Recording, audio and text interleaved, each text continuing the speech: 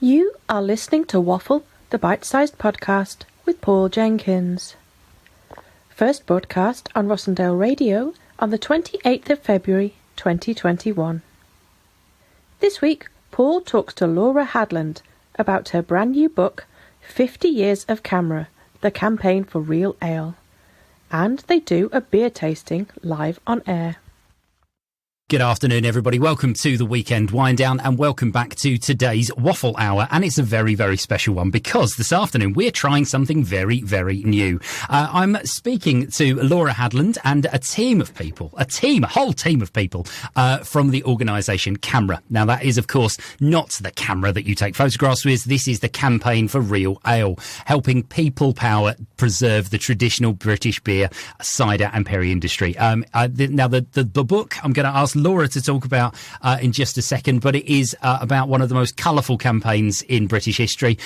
In the book, she's describing mock funerals held for breweries under the threat of closure, mass rallies outside Parliament. It sounds, Laura, as if it's an absolutely cracking read. Good afternoon to you. How are you doing?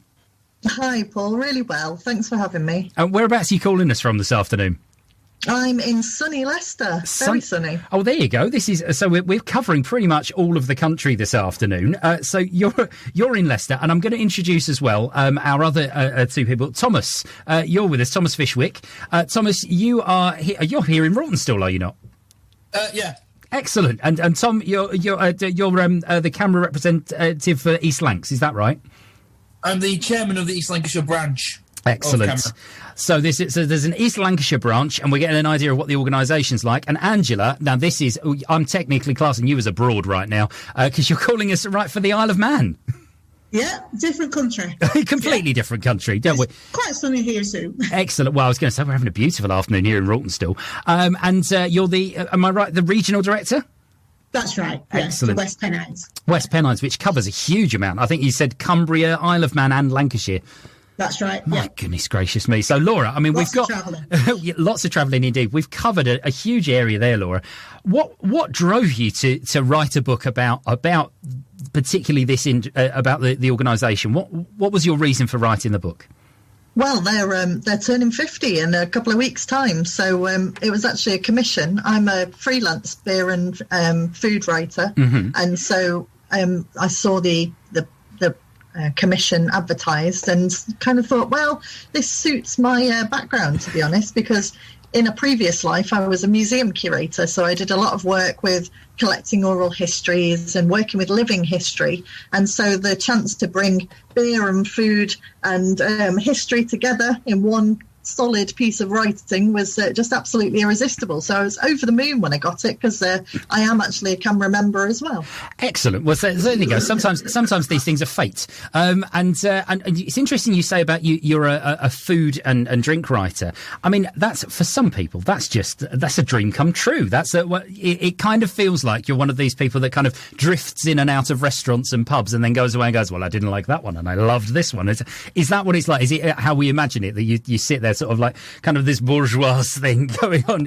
Is that, or is it much more kind of like, no, nail down, I need to actually get some copy to a publisher by extra? Definitely been a lot more graft, and particularly over the last year I've had a lot of people asking me how much beer I tried when I was writing the book, and the answer is not really a lot at all, because I've collected about 100 interviews with various people, CAMRA members, the 4 founders of CAMRA, brewers, everyone in the industry, and I've heard all about their fantastic exploits and amazing stories and all the brilliant beer that they've drunk. But unfortunately, I've been stuck at home writing the book, so I haven't drunk very much at all. And all the beer festivals I was planning to attend got cancelled because of COVID. So in the end, I wasn't able to drink very much beer in the production of this book in the slightest. So I'm looking forward to having a little taste with you later, actually. Well, indeed, you mentioned this. We talked about breaking new ground. We're going to try something, and listeners at home, if you're anywhere near a computer or your phones or anything, get onto the Rossendale Radio Facebook page in just a few minutes' time. We're going to try a live stream. We're going to do a beer tasting live on air from across the country as well. I'm quite excited about this. I feel like we're doing something that just wasn't going to be possible, or certainly we weren't going to be able to do if a lockdown didn't exist. I didn't have the technology to do this before. So we're going to bring together Anja and Thomas. Now, Thomas, you were saying that you are based here in Rossendale.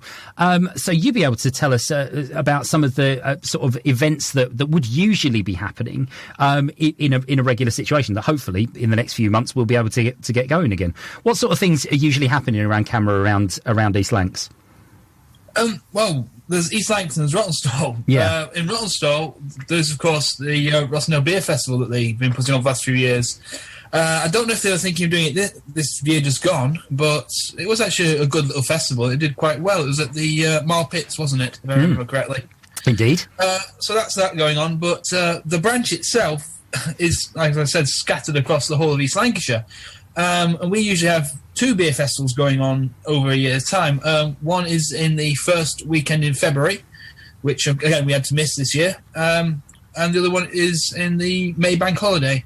The one in February is at the Combe Muni. And we've got members from across the entire branch who go up there and help support it and staff it. And we get people from all over the place. Even, believe it or not, the Isle of Man, who make a special trip just to get there at the time. Well, the other one is in Clitheroe, which is also quite powerful. But in Rossendale, well, we just go around and we support the pubs and local clubs.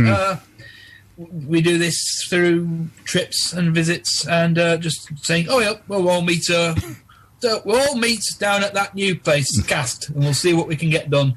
And we'll meet up at one pub and we'll just travel around. And that's how it usually goes.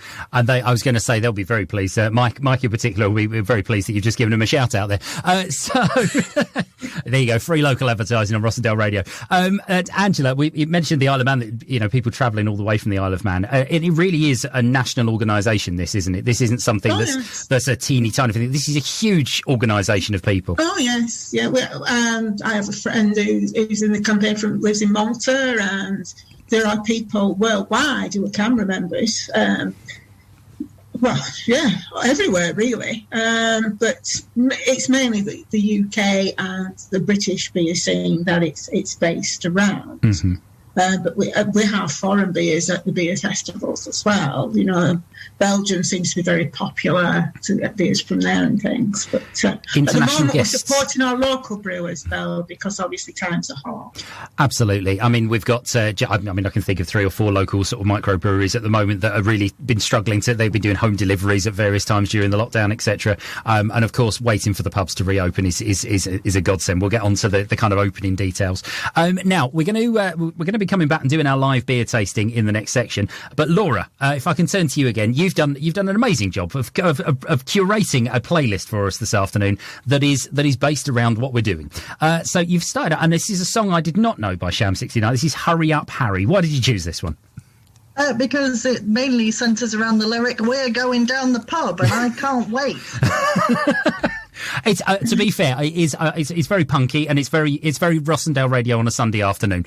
So yes, this is Hurry Up Harry, Sham 69. 104.7 Rossendale Radio. So, good afternoon, everybody. Welcome back to the Weekend Wind Down. And if you are joining us live on Facebook, good afternoon. Hopefully, we're getting a thumbs up from the studio next door. It looks like we are out there and everybody is listening, so that's great. Now, first of all, I have to do some legal things because we are speaking to Laura Hadland this afternoon about her brilliant book, 50 Years of CAMRA. Now, CAMRA obviously being the Campaign for Real Ale, and we will be doing a live tasting in a second. Obviously, I have to remind everybody to drink responsibly. Because as much as we're having fun, we've got to have fun. It's for a different type of thing. But when the fun stops. Well, we're going to have fun this afternoon. I'm also pointing out that I'm going to be driven home this afternoon because I'm going to finish these beers before the end of the show. So we are joined by Angela Jaspin, who's in the Isle of Man, by Thomas Fishwick, who's here in Rossendale with us, and Laura Hadland herself, the author, who is in Leicester. Now, Laura, I asked you to choose 2 beers for us this afternoon that we thought would be easily available to people wherever they are in the country. What have we gone for? We've got London Pride from Fuller's. Excellent. And also we've got a little bit of Timothy Taylor's Landlord.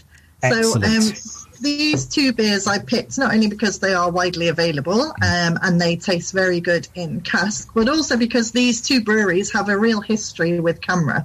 So we've got the London Pride is Fuller's. This was a champion beer of Britain, and Fuller's actually won, along with Thwaite, the very first ever champion beer of Britain, back when it was Beer of the Year in 1978.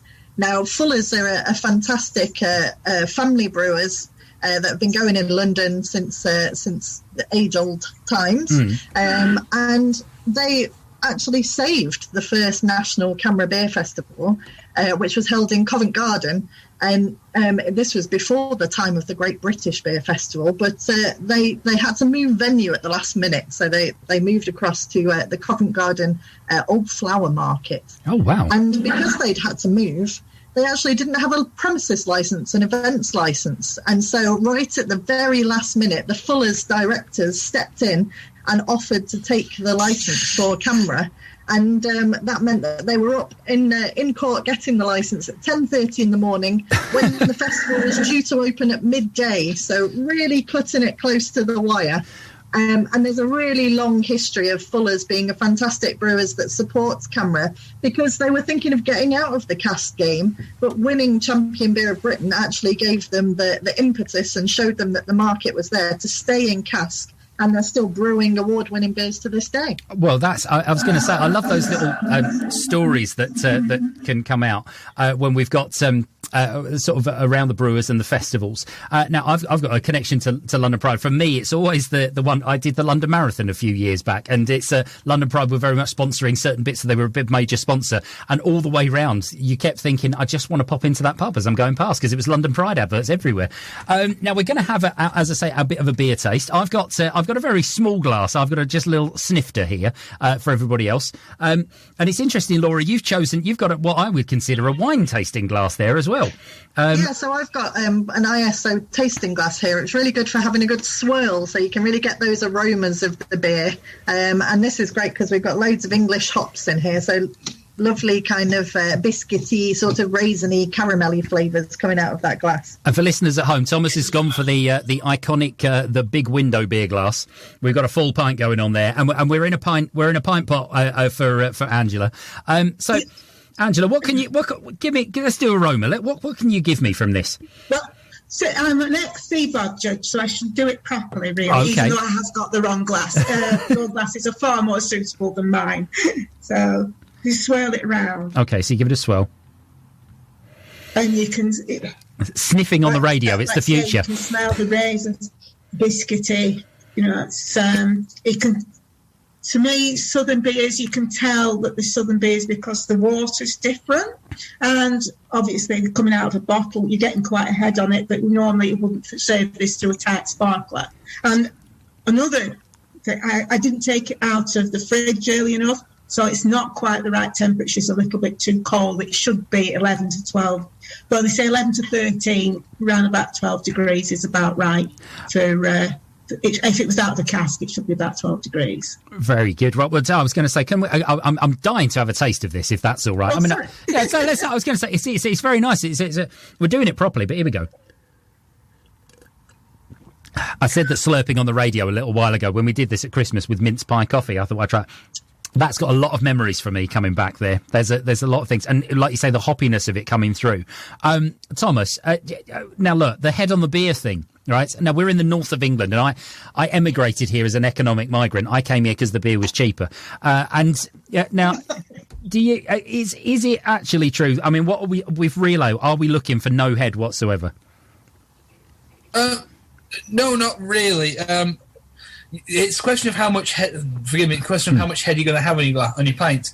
If you go for too much, there's too much going on. It's too lively, and it's taking space out of your glass, as it were.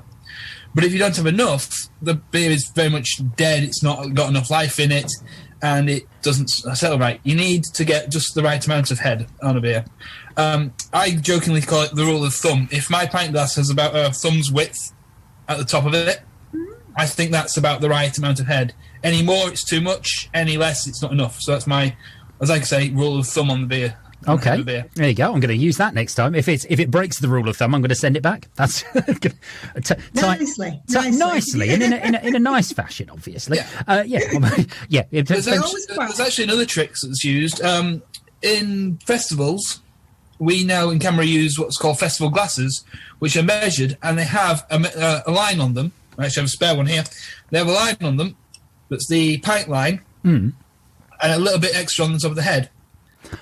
And that's the bit that's for the head. And if you look, sorry, if you can't see because this is radio, I hold my thumb to the side of the glass, and it is the width of the thumb. So that is why I come up with the rule of thumb rule and how I think that works. A special pint plus a bit pot. That's a great idea. I need one of them. That's going on my birthday list. Right. So Laura, let's crack on. We've gone through for the London Pride.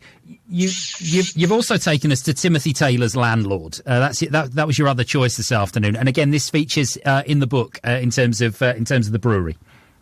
Yeah, so the really interesting thing about Timothy Taylor's Landlord, on cask, of course, because we're talking about CAMRA, is pretty much the most awarded beer in the world. So this is pretty much the pinnacle of the cask beer world in many ways, or certainly according to the CAMRA judges. So it's won Champion Beer of Britain more times than any other beer.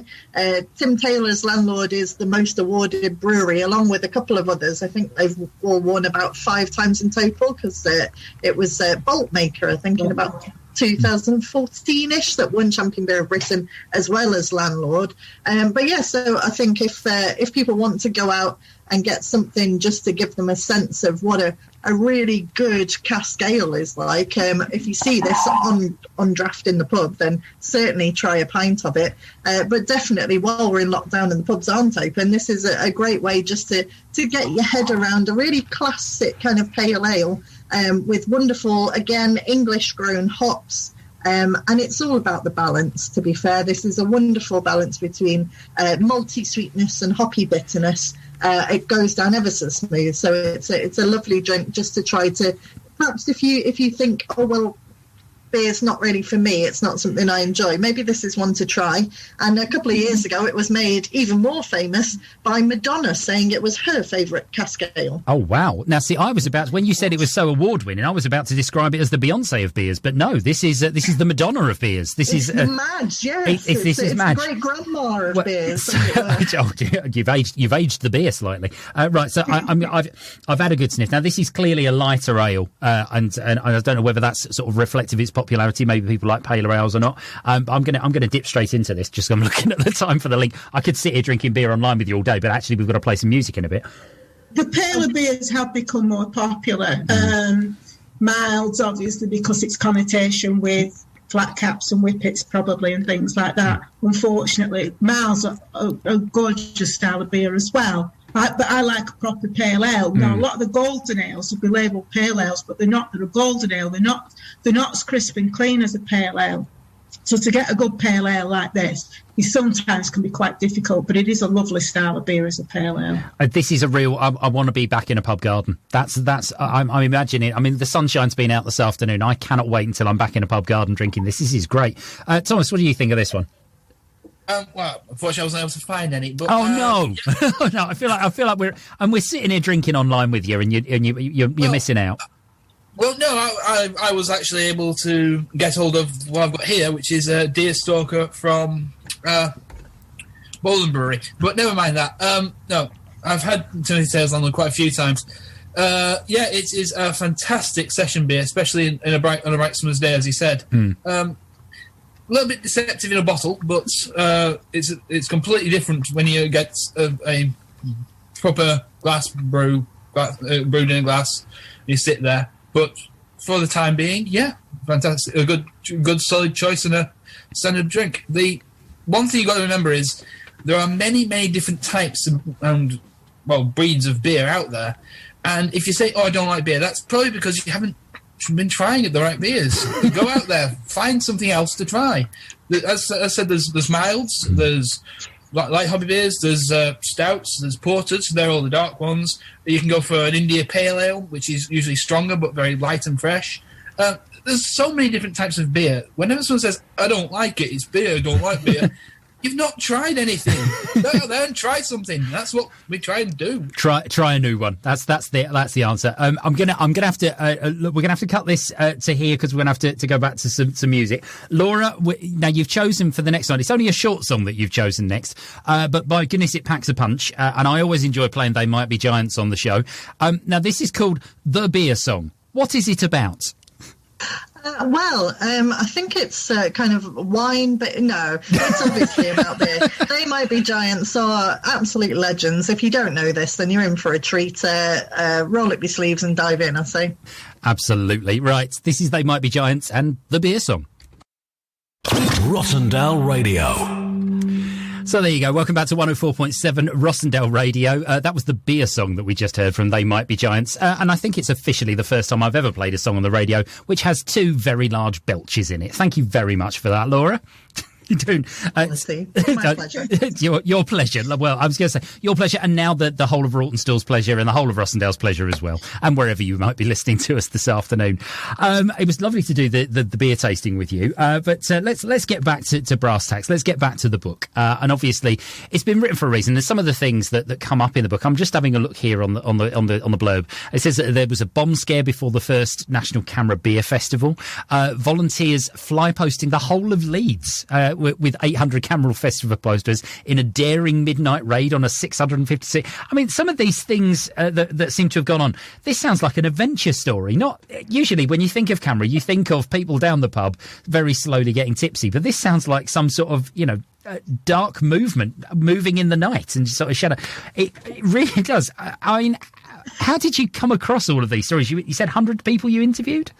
Yeah, over 100 interviews. And don't forget that a lot of the people in CAMRA, particularly people that joined very early on, so in the mid to late 70s, still refer to themselves as activists. This is a campaign.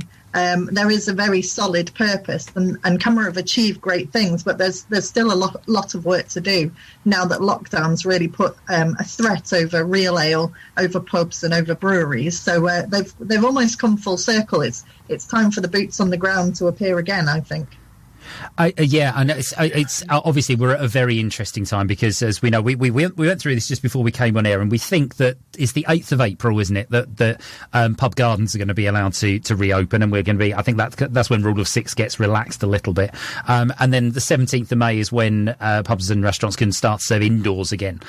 So those are going to be two really key times. And Angela, if I can sort of maybe come to you on this one, sort of how important is this next couple of months going to be to the brewing industry and to pubs in general for getting those customers back in?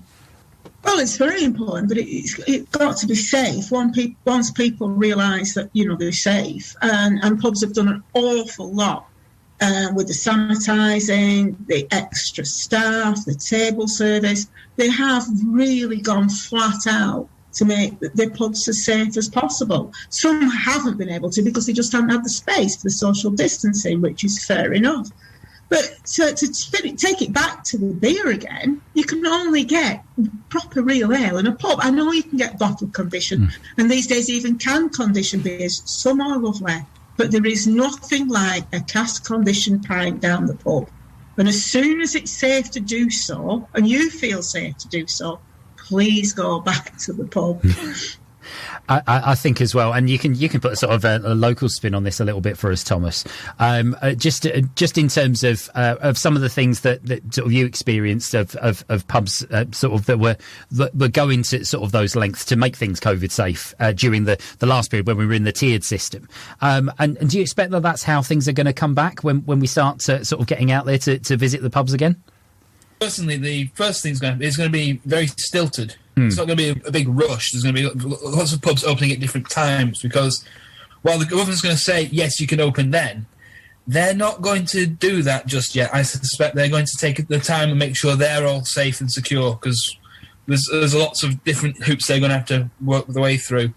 But I do look forward to, hopefully by the end of summer, that we're going to get everything back. And something that is interesting, Angela mentioned that real ale is pubs and you got the quality there, but there's something interesting about a local pub. let's just take Rossendale, for example, if I can, very quickly. A few years back, there was only a handful of pubs, and they were scattered around the outside, and it was quite dead after 6 o'clock in the evening. You couldn't go anywhere. But since small micro pubs have opened up in Rossendale and boosted the local economy, it's become a much more lively town. There's a lot more people coming into Rossendale, a lot more people working within the area, and it's having a knock-on effect on local businesses and etc. to stay open just a little bit later.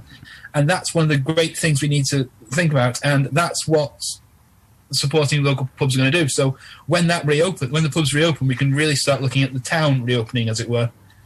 Laura?